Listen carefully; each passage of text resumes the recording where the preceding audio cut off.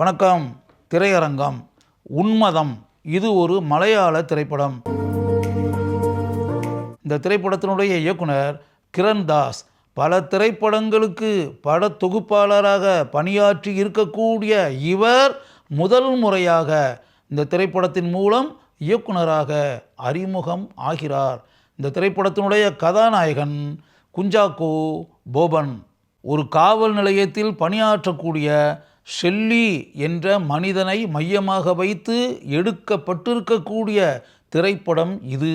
காவல் துறையில் பணியாற்றக்கூடிய மனிதனாக ஷெல்லி இருந்தால் கூட ஷெல்லிக்கு மனதுக்குள்ளே ஒரு மிகப்பெரிய லட்சியம் என்ன அப்படின்னா, சினிமா படத்துக்கு கதை எழுதணும் அப்படின்றது. அதுக்காக காவல் நிலையத்தில் நடக்கக்கூடிய பல சம்பவங்கள் இருக்குல்ல, அதை வச்சு ஒரு கதையாக எழுதி இயக்குநர்களை போய் பார்த்து அப்படின்ற சம்பவம் அப்பப்போ நடந்துக்கிட்டு இருக்கோம். படத்தினுடைய ஆரம்ப காட்சியிலே ஒரு இயக்குனரை போய் பார்த்து தன் கதையை காட்டி அப்படின்போது அந்த கதையை படித்த அந்த இயக்குனர் இந்த விஷயம் ஓகே தான் இருந்தால் கூட அந்த சம்பவங்கள் அந்த டெவலப்மெண்ட்ஸ் இதெல்லாம் அந்தளவுக்கு இதாக இல்லை, இன்னும் கொஞ்சம் சம்பவங்கள்லாம் நிறையா இணைச்சி கொண்டு வாங்க, டெவலப் பண்ணி அதுக்கு பிறகு பார்க்கலாம் அப்படின்ற மாதிரி அவர் சொல்லி விட்டுறாரு.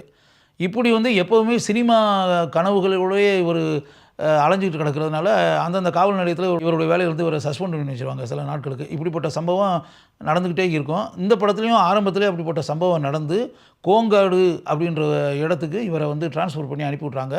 கோங்காடுன்ற இடத்துக்கு இப்போ ஷெல்லி வந்தாச்சு. தன்னுடைய மனைவியுடன் தன்னுடைய ஸ்கூலில் படிச்சுக்கிட்டு இருக்கக்கூடிய பசங்க 2 பேர், ஒரு பையன் ஒரு பொண்ணு, இதோடு இங்கே வந்தாச்சு. மனைவியை பொறுத்தளவில் இப்படிப்பட்ட ஒரு கணவன்கிட்ட சிக்கிக்கிட்டு நம்ம பசங்களை வளர்க்குறதுக்கு கஷ்டப்பட வேண்டியது இருக்குது அப்படின்னு நினச்சி ஒரு சோக வாழ்க்கையை அந்த மனைவி வாழ வேண்டிய நிலை. அப்படிப்பட்ட நிலையில்தான் அந்த குடும்பம் இருக்கிறது. அப்படி இருக்கக்கூடிய சூழலில் புதிதாக வந்திருக்கக்கூடிய அந்த கோங்காடு இருக்குல்ல, அங்கே ஒரு புதிய தகவல் ஷெல்லிக்கு கிடைக்கிது. என்ன அப்படின்னா, அங்கே இருக்கக்கூடிய காவல் நிலையத்தில் இருக்கக்கூடிய அலமாரியில் ஒரு ஃபைலை திறக்காமல் வச்சுருக்காங்க. என்ன அப்படின்னா, பல வருடங்களுக்கு முன்னால் மரணமடைந்த ஒரு பெண்ணை பற்றிய ஃபைல் அது. அந்த ஃபைலை யார் தொட்டாலும் அவங்களுக்கு ஒன்று சஸ்பென்ஷன் கிடச்சிரும், இல்லாட்டி வேலையிலேருந்து ட்ரான்ஸ்ஃபர் கிடச்சிரும், இல்லைன்னா உடம்புக்கு ஏதாவது பிரச்சனை வந்துடும், இல்லைன்னா உடம்புல ஏதாவது ரத்தம் சிந்தும். அப்படிப்பட்ட சம்பவம் தொடர்ந்து நடக்கிறதுனால அங்கே இருக்கக்கூடிய ஆட்கள் யாருமே அந்த ஃபைலை எடுக்கவே மாட்டாங்க. அந்த ஃபைலை தொடாதன்னு சொல்லிட்டு இவருக்கு ஒரு கட்டளை வேறு. இதையெல்லாம் தாண்டி அந்த ஃபைலுக்கு பின்னால் இருக்கக்கூடிய அந்த பெண்ணினுடைய வாழ்க்கையில் எப்படிப்பட்ட சம்பவங்கள் நடைபெற்றிருக்கின்றன அப்படின்றத கண்டுபிடித்தே ஆவது என்ற தீவிர முயற்சியில் ஷெல்லி இறங்குகிறான். அப்படி இறங்கும்போது தான் அவனுக்கு ஒரு மாபெரும் உண்மை தெரிய வருகிறது.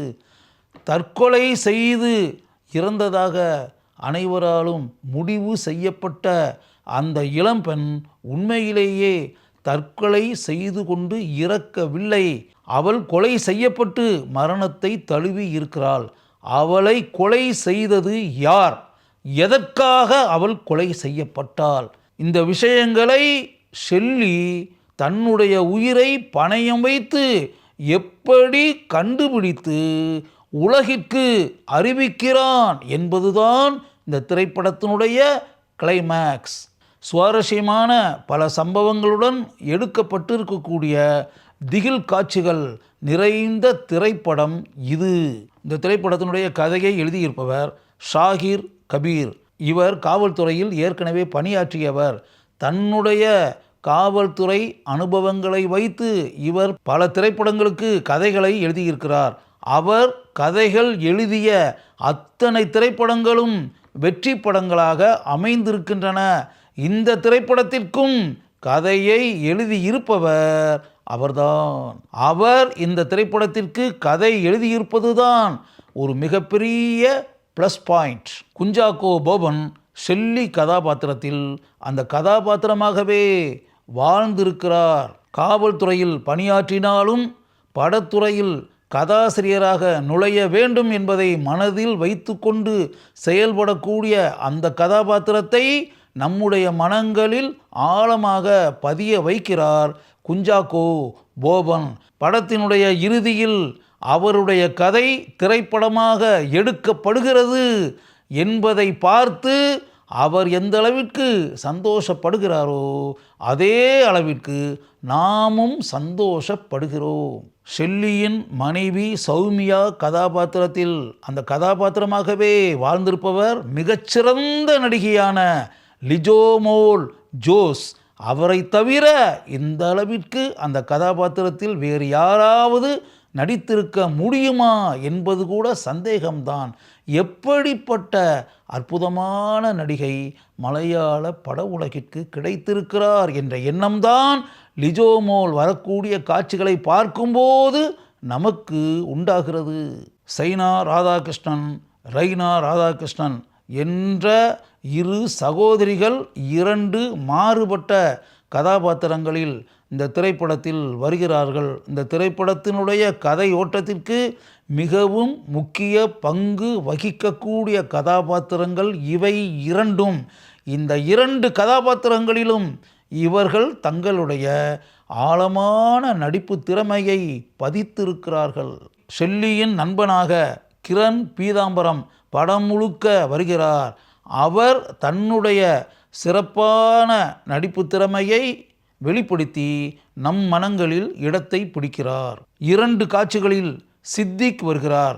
அவர் வரக்கூடிய காட்சிகளில் அவருடைய அனுபவ நடிப்பை நாம் பார்க்கிறோம். கோட்டயம் நசீர் தன்னுடைய பண்பட்ட நடிப்பை வெளிப்படுத்தி நம்முடைய பாராட்டுக்களை பெறுகிறார். படம் முழுக்க வருகிறார் சுதீஷ். அவருடைய சிறந்த நடிப்பு ஆற்றலை நம்மால் பார்க்க முடிகிறது, ரசிக்க முடிகிறது. படத்தினுடைய உச்சகட்ட காட்சியில் சௌபீன் ஷாகீர் வருகிறார். அவரை பார்த்தவுடன் நமக்கு அளவற்ற மகிழ்ச்சி உண்டாகிறது. அர்ஜுன் சேது இவர்தான் இந்த திரைப்படத்தினுடைய ஒளிப்பதிவாளர். மர்ம முடிச்சுகளை கொண்டிருக்கக்கூடிய இந்த திரைப்படத்திற்கு இந்த ஒளிப்பதிவாளருடைய பங்களிப்பு பாராட்டக்கூடிய அளவிற்கு இருக்கிறது. இந்த திரைப்படத்தை இயக்கி இருக்கக்கூடிய கிரண் தாஸ் தான் இந்த திரைப்படத்தினுடைய படத்தொகுப்பாளர். அவருடன் இணைந்து இந்த திரைப்படத்தை படத்தொகுப்பு செய்திருப்பவர் ஜித்தின் ஜான். இவர்கள் இருவரும் இணைந்து இந்த கிரைம் பாணி கதையை கொண்ட திரைப்படத்திற்கு அருமையாக படத்தொகுப்பு செய்து நம்முடைய பாராட்டுக்களை பெறுகிறார்கள்.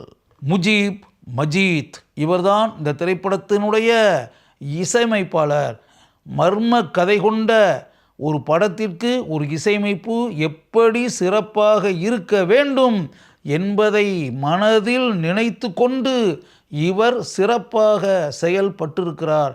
இவருடைய பின்னணி இசை இந்த திரைப்படத்தினுடைய கதையோட்டத்திற்கு பெரிய அளவில் துணை புரிந்திருக்கிறது. ஒரு சிறந்த படத்தொகுப்பாளர் என்ற பெயரை பெற்றிருக்கக்கூடிய கிரண் தாஸ் இந்த திரைப்படத்தை பாராட்டக்கூடிய அளவிற்கு சிறப்பாக இயக்கி இருக்கிறார். அதற்காக நாம் இவரை முழு மனதுடன் பாராட்டலாம். மர்ம சம்பவங்கள் பல நிறைந்திருக்கக்கூடிய உன்மதம் என்ற மலையாள திரைப்படத்தை பார்க்க விரும்புகிறீர்களா? ஒரு முறை இந்த திரைப்படத்தை நீங்கள் பார்க்கலாம்.